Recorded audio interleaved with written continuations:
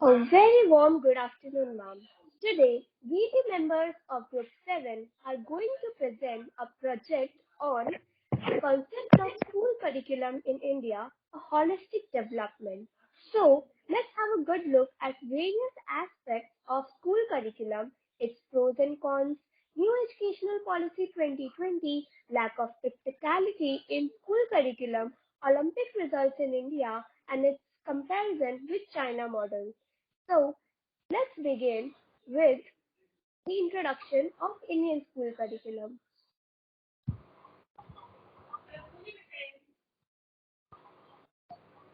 Here is a list of our group members who have contributed in making this project. And here is the list of topics we have included. So now let us start with the introduction.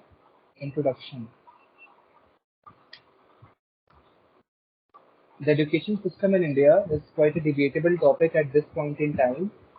While some say that it is good, others don't. We need education that not only makes us eligible for a job, but prepares us for the struggles of life. The role of education is something that can't be ignored in building the personality, career, and mental growth of humans. It helps in building a true, progressive character of person, which later on defines our success and failure. As it's been said that if you want to know about the development of a country, look at the education system of that country. This is the aim of our presentation. We are going to analyze and inspect India's education system and identify where it lacks. We will later advise necessary amendments to be made, which were suggested by the survey we carried out. Lastly, we ourselves will conclude by advising and suggesting ideas to overcome the traditional approach of our system. Research and methodology. We have extracted two types of data, primary and secondary. For primary data, we have issued a Google form. For secondary data, we have taken various references from internet websites, articles, newspapers, etc. Few of the examples are the print, Times of India, etc. The link of these website will be presented later in the bibliography.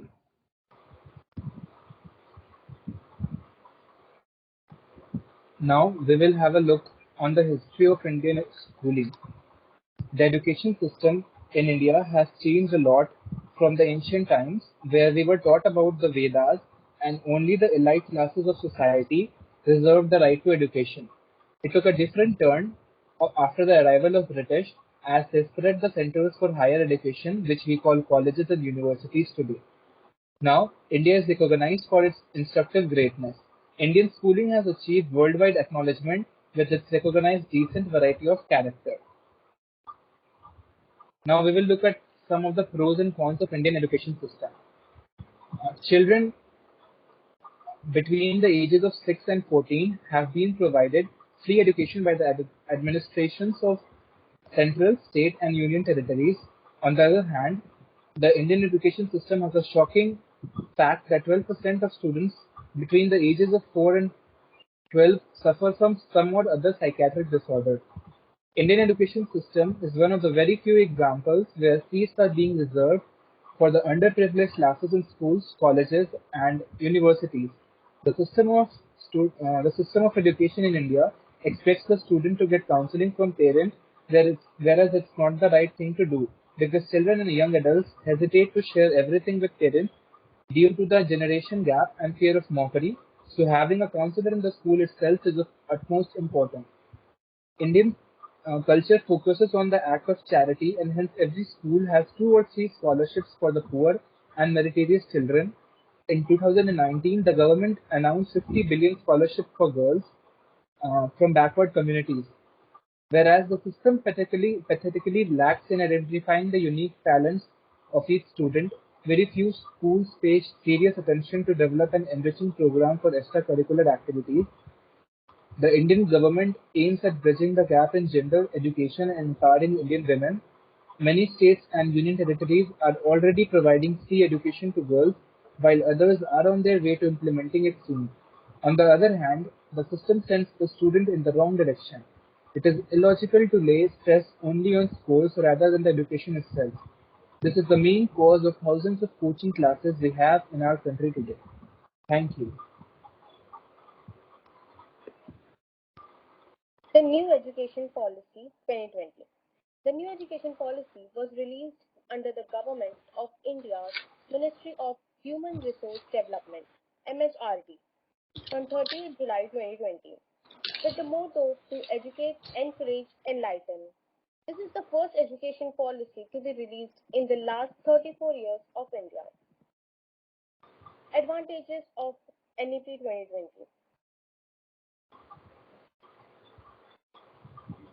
Special daytime boarding schools like Bal Bhavans to be established in every state district in India. This boarding school will be used for participation in the activities related to play, career, art. According to the National Education Policy 2020, the 5 plus 3 plus 3 plus 4 structure will be replaced the existing 10 plus 2 structure. This structure is focused on students' formative years of learning. This 5 plus 3 plus 3 plus 4 structure corresponds to ages from 3 to 8, 8 plus 8 to 11, 11 to 14, and 14 to 18.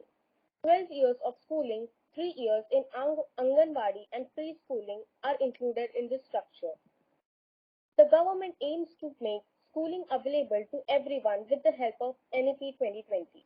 Approximately 2 crore students will be able to come back to educational institutes through this new approach. One of the merits of NEP 2020 is the formation of National Book Promotion Policy in India. Also, policies like Parak National Education Policy is to be set up by the government. An academic bank of credit will be established. The credits earned by the students can be stored, and when the final degree gets completed, those can be counted. So now that we are done with the advantages, let's move on to some of its disadvantages.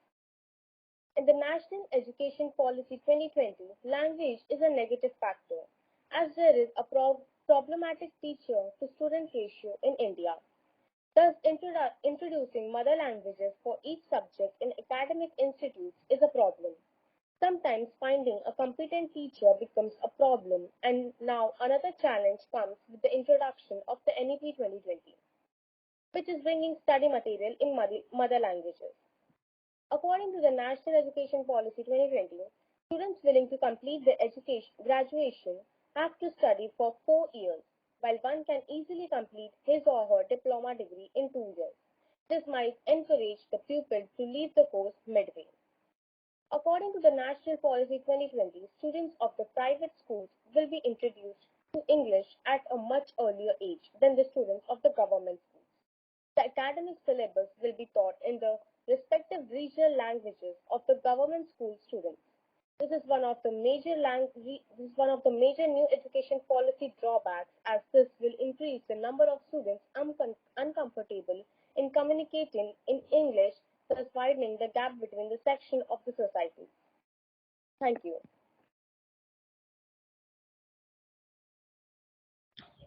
I am here to talk about a lack of practicality with Indian education system. It's been noted that our education system primarily focuses on textbook knowledge, and this approach has proven to be very rigid as it creates barriers for a student's creative mind. It has also been noted that in primary, secondary, and senior or higher secondary schooling, our education system never teaches a student about the corporate life or a business mindset or a professional mindset for that matter. It's only after student enters universities or any specialized course that they practically experience corporate life via internships, observerships, etc. We believe that this approach has not been updated for several years, and it is now termed as the traditional approach of education. As generations pass on and technology advances, it's clear that we are in need of major changes in our Indian education system. These positive changes are increasing tremendously because of the aftermath of the pandemic. Thank you.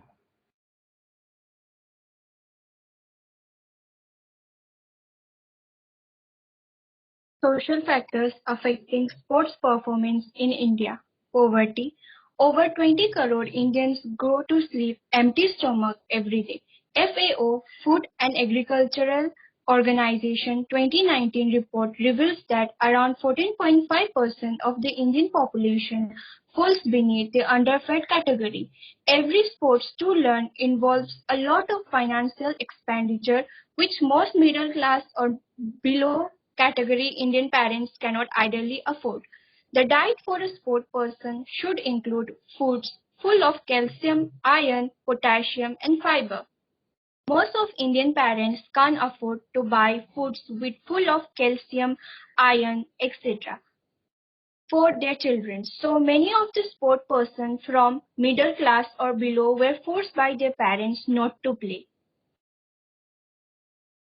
Nutrition is essential for supporting an athlete's general health and their training needs.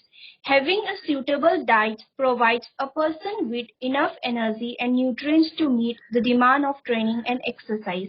If they don't eat healthy and a suitable diet, their bodies are less likely to achieve peak performance and may even break down muscles rather than build them. Most of Indian parents want stable income for their children, but for a beginner sports person, there is no stable income. Therefore, many were forced by their family members to stop playing.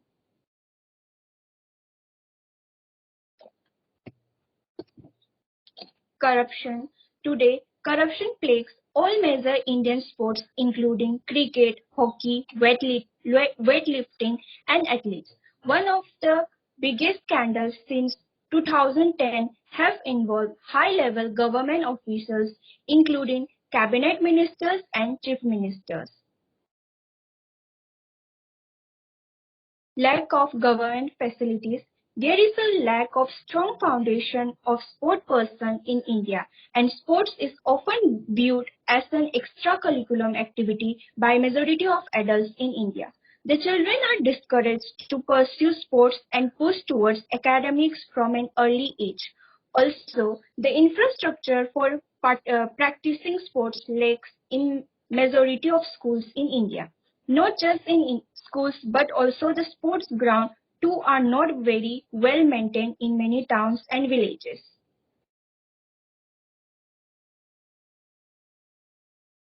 Pomela is football. In the state Manipur, most of the adults and children are crazy about the game football. But most of them can't afford buying football to play with. So they use a fruit called pomela as football. They know the difference between pomela and a football. They want but can't afford. So as a team, they start saving money. They don't even have money to buy a piggy bank. So they make a hole on the bamboo tree and starts collecting money inside the tree. When the money is sufficient enough to buy the football, they cut the tree. This is a true story where it shows that due to poverty and lack of facility, the children have to struggle a lot to play. Thank you.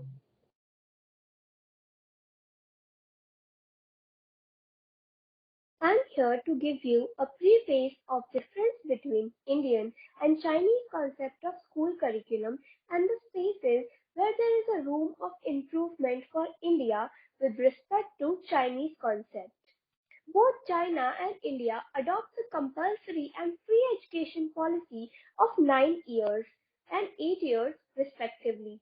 But the difference lies in its implementation. The government in China was very successful in implementation as 250.5 million children enrolled, which amounts to 96.7% of children population, whereas it was only 69% of children in India. The Chinese curriculum includes the provisions of universal fostering of social equality in Chinese school curriculum, whereas there is no such provisions included in Indian curriculum. The lacking of such social etiquette in school curriculum is a major drawback.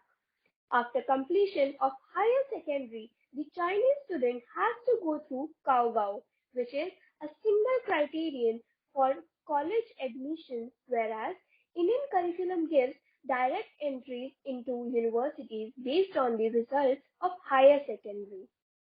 The Chinese universities install systems that make sure students run. Now let me tell you how that works. The students are provided with a card which has to be punched at one checkpost and punched again at another checkpost 2 kilometers away within specified time, without which they are not allowed to appear for exams. Indian curriculum does not adopt any such scheme. In China, students are encouraged to spend time in sports right from their school days. All universities are owned and run by state. The universities have started collaborations with sports clubs which gives them a good platform to excel and make a career in sports. A good initiative to increase China's Olympic medal tally, to be specific. The culture of sports clubs hasn't received a good boost in India from the government. Again, a good reason as to why India has a low rank in Olympics in spite of its large population. The public school in China and India are allocated finance on different bases. Like in India, it is given already assigned to them and have no control system on performance of students, whereas schools in China are evaluated and financed on the basis of their performance, which encourages individual schools to perform at par. India is no way a sports-loving country. Except for cricket, we fail to brand any other sports in our country. No branding, hence no stars, no followers, and eventually it hampers the revenue generation capacity of these associations, affecting their spending ability on individual athletes and increasing dependency on government, which makes sports a very less conducive career field in India. Thank you. Now we will see Olympic results in India. We still value grades over skills. In our society does not values or appreciate the skills of our athletes. When society appreciates or values the skills, it automatically creates an opportunity to them to promote them. Second, total medals tally won by India in Olympics.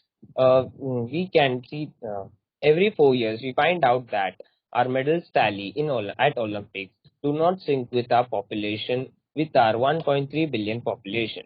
We are competing in the Olympics from 1900. In all, we have won 35 medals at every Olympic event combined. At half of them came from hockey. Third, how China and US are performing better in Olympics. In India, cricket has produced many talented cricketers, and it will keep on producing them because initiative taken by BCCI. BCCI conducts various talent search programs to scout talents. US and Similarly, US and China does sports federations does does it does it to scout the talent at early ages. They groom them so that they can perform at international level consistently. India's most successful Olympic. India's most successful Olympic is Tokyo Olympic 2020. India has won a total of 7 medals with 1 gold, 2 silvers, and 4 bronze medals in that, and a total of 121 athletes participated in that event, which is highest by India in any Olympic event. From 1929 to 1980s, India has won eight gold medals in Olympic hockey. After that, no, zero gold medals in hockey from India because till 1980s, hockey was played on a grass worldwide. After that, hockey was played on AstroTurf, which has affected India's play. After that, a sport that has played on grass till hundreds of years, and it was changed to a sport played on an artificial turf. At that point of time, different hockey federations should have come together to protect the traditional way of playing hockey, but unfortunately, this didn't happen. In India, less than 0.1 of population has access to good training, nutrition, and facilities. Because India should conduct talent search programs so that they can scout talents at early ages and try to give them good facilities, and train them to the big events at like Olympics. Seventh, seventh. India is not rich as USA or Germany. USA and Germany are rich countries and have world-class infrastructures to train their athletes. Jamaica is not as rich as USA or Germany, but they concentrate on track events, which is comparatively needs less investment, and they dominate in that. At the same point of time, they have a genetic advantage. India don't. India should try to increase their investment in sports. Sports, so athletes can get good facilities. Last point, lack of support and facilities in India for sports. We can see that India lacks in support who have won as support for the athletes who have won medals for India in various events. Because no media coverage and no support from the society. When a society should support other sports like they support cricket, uh, so we can so we can win so we can perform better in every big event in every sport. Thank you.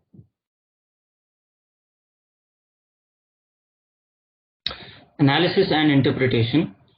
This is the result from the primary data, which is Google form that we had issued. The first question was, do you give equal importance to education and sports? It has been noted that majority students take interest in sports and education both, and so should our Indian education system. The second question, do you think that the practical knowledge is as important as theoretical knowledge? There has been a unanimous decision, and therefore we can conclude that practical knowledge is as important as theoretical knowledge. Thank you. Third question, do you think that current education system in India is effective? We had a mixed response for the above question, but still we can see that the majority of the people are not fully satisfied with the current education system.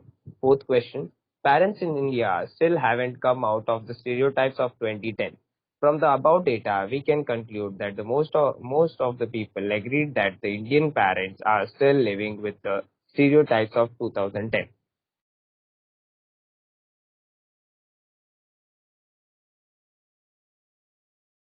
From the above responses, we have concluded that most of the people agreed that mental health is not given much priority in Indian schooling system. India is still stereotypical about mental health and considers it as a taboo. There is a lack of counselors in schools and colleges, which has become the need of the hour.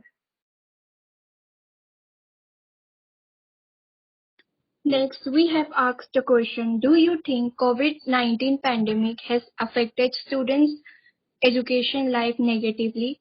And from the above responses, we can conclude that most of the people agreed that due to COVID-19 pandemic, students' education has affected negatively.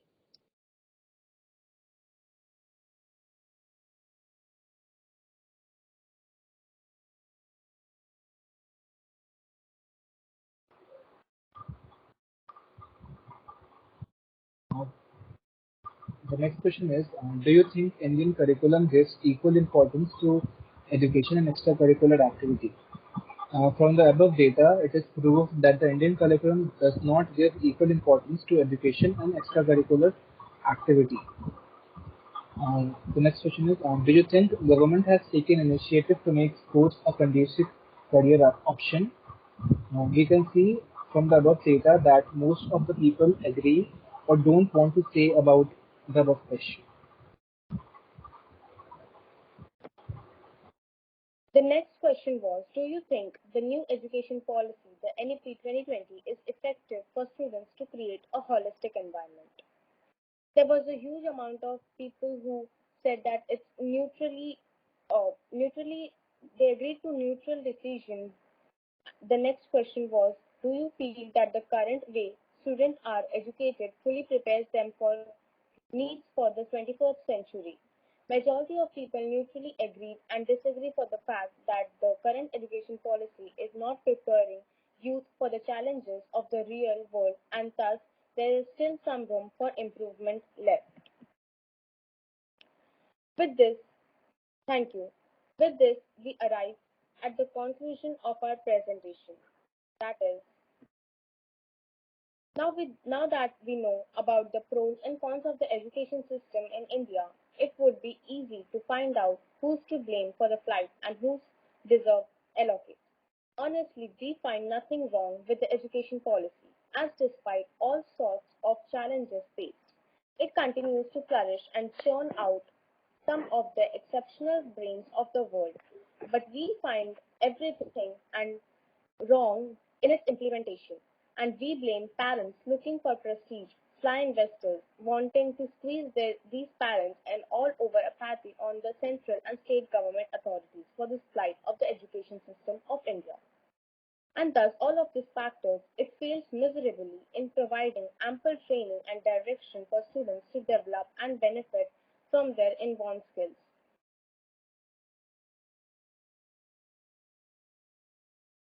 Our study clearly gives an idea that Indian educational policies are at par with those of other countries, but the problem lies in its implementation.